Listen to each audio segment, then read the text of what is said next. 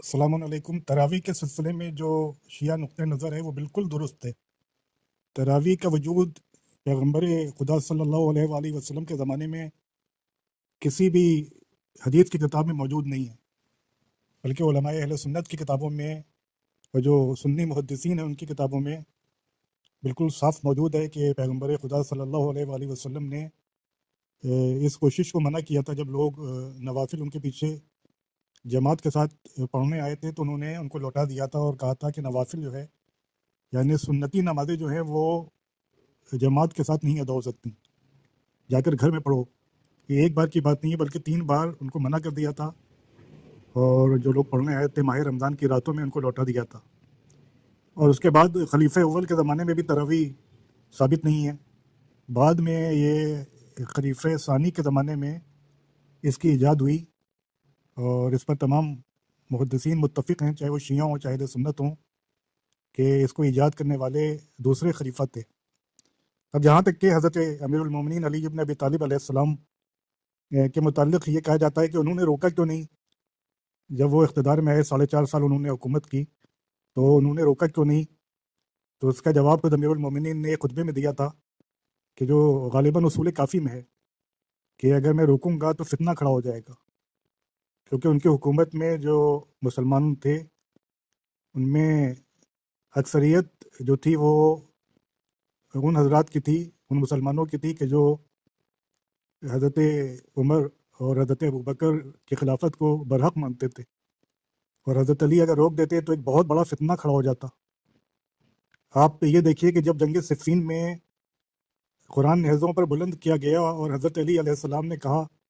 کہ امیر شام کی چالوں میں نہ ہو، یہ اس کی ایک چال ہے، تو جو حضرت علی علیہ السلام کی فوج والے تو انہوں نے مولا علی علیہ السلام کے ساتھ کیا سلوک کیا، ان کی بات ریجیکٹ کر دی، ان کو گھیر لیا، ان کو قتل کرنے کی کوشش کی۔ تو اس سے آپ اندازہ لگا سکتے ہیں کہ اگر تراویح کو وہ بین کر دیتے تو پھر کیسا فتنہ کھڑا ہوتا اور کیسی بدتمیزیاں ہوتی۔ اسی لیے اہل بیت علیہ السلام کا یہ طریقہ رہا کہ انہوں نے خاموشی اختیار کی،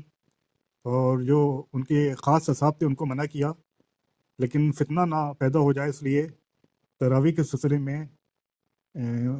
کھلے عام یعنی منادی نہیں کی اور بین نہیں لگایا۔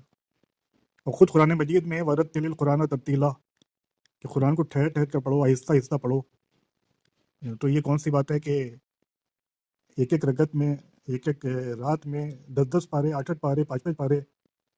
ختم کیے جا رہے ہیں، اور آپ اگر سنیں تو سمجھ میں نہیں آتا کہ کیا پڑھ رہے ہیں۔ تو قرآن کے نازل ہونے کا مقصد یہ نہیں تھا کہ اس قدر اسپیڈ کے ساتھ پڑھا جائے کہ کچھ سمجھ ہی نہیں ہے۔ بہرحال پیغمبر خدا صلی اللہ علیہ وآلہ وسلم کے زمانے میں کہیں تراویح کا وجود ثابت نہیں ہے، سب بات کی بدعتیں ہیں جو بنام اسلام شامل کر دی گئیں، اور یہ ہر فرقے میں ہے کہ دین کے نام پر بہت کچھ ایجادات بنام دین ان کو شامل کر لیا گیا۔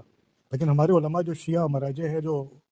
اور شیعہ مجتہدین ہیں، ان کا موقف یہ ہے کہ ٹھیک ہے وہ اپنی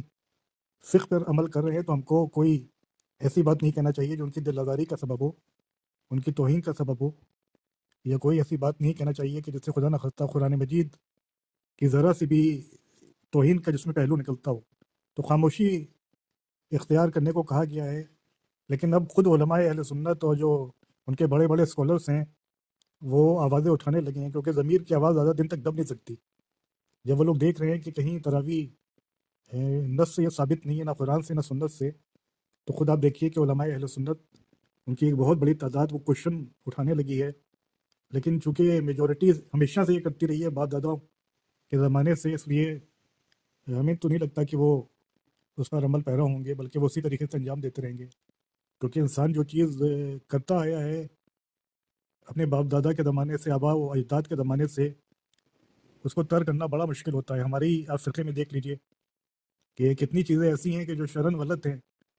لیکن اب کیونکہ آبا و اجداد کرتے آ رہے ہیں تو اس پر لوگ لڑنے مننے کے لیے تیار ہو جاتے ہیں۔ تو ہمارے جو شیعہ مراجع ہیں، جو محدثین ہیں، جو فقہاء ہیں، سب کا نظریہ بالکل درست ہے کہ تراویح جو ہے وہ کہیں سنت رسول یا سیرت رسول صلی اللہ علیہ وآلہ وسلم سے ثابت نہیں ہے، اور اہل بیت نے کبھی تراویح نہ پڑھی اور نہ اپنے اصحاب کو تراویح پڑھنے کا حکم دیا۔ وعلیکم السلام ورحمۃ اللہ وبرکاتہ۔